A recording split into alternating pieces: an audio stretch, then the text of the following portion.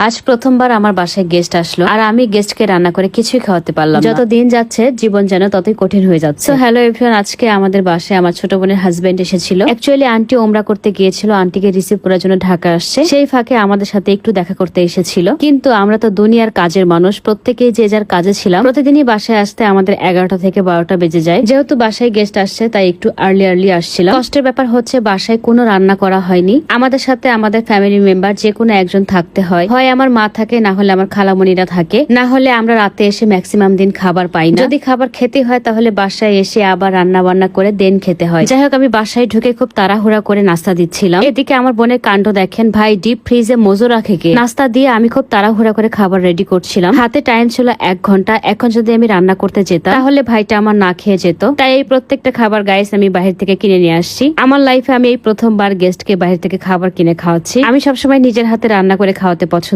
করি, এতে আমার মনের মধ্যে শান্তি লাগে।